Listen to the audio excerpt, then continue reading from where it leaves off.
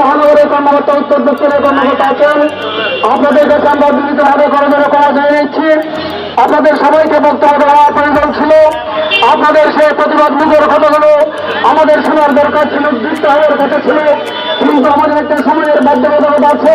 কিছুক্ষণের পরেই মাধ্যমের ওপেন হবে, সন্ধ্যা হয়ে যাবে। আমাদের একটা বিক্ষোভ মিছিল রয়েছে, তাই আপনারা কোনো সুন্দর দৃষ্টিতে দেখবেন।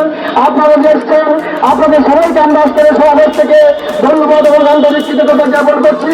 এখন আমি বক্তব্য রাখার জন্য আহ্বান জানাচ্ছি বাংলাদেশ হিন্দু প্রতিষ্ঠান ঐক্য পরিষদ চট্টগ্রাম মহানগর শাখার সংগ্রামী সাধারণ সম্পাদক অ্যাডভোকেট নিতাই প্রসাদ ঘোষ মহোদয়কে। আজকের প্রতিবাদ সমাবেশ এবং বিক্ষোভ মিছিল সবার সম্মানিত সভাপতি, উপস্থিত ঐক্য পরিষদের নেতৃবৃন্দ এবং উপস্থিত আমার সহবৃন্দ, আসলে আমরা এখানে প্রকাশ করতে এসেছি শুধু চট্টগ্রাম নয়, আজকে সারা বাংলাদেশে এই সময়ে বাংলাদেশ হিন্দু খ্রিস্টান ঐক্য পরিষদের সাধারণ সম্পাদক জয়নাল গুপ্তের বিরুদ্ধে যে মিথ্যাচারের দায়ী করা হয়েছে তার প্রতিবাদে আমরা আজকে প্রতিবাদ সমাবেশ করছি। আপনারা দেখেছেন গত 5ই আগস্ট পশ্চিমবঙ্গ বিরোধী ছাত্র আন্দোলনের মধ্যে দিয়ে দেশের ক্ষমতার পরিবর্তন হয়েছে। এখন উপদেষ্টা পরিষদ দেশে শাসন করছে।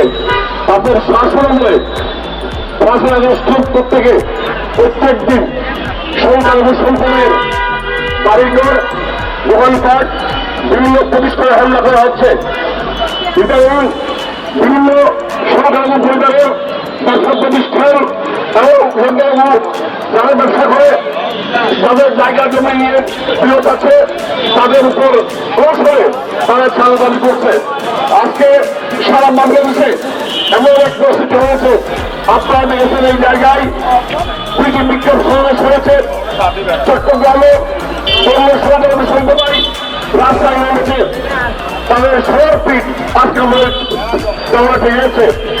আমরা বারবার বলতে চাই, এই দেশে আমরা এই দেশে জন্মগ্রহণ করেছি, এই দেশ থেকে বিতরণ করার জন্য আপনারা যেই সন্ধি করেছেন, দেশকে রাষ্ট্রধর্ম করেছেন, রাষ্ট্রধর্ম রেখেই আমাদেরকে দ্বিতীয় শ্রেণী নাগরিক করে সম্প্রদায় তৈরি করে মুখে আবার বলেন আমরা সংখ্যালঘু কেন, আপনাদের পাশে আমরা আছি।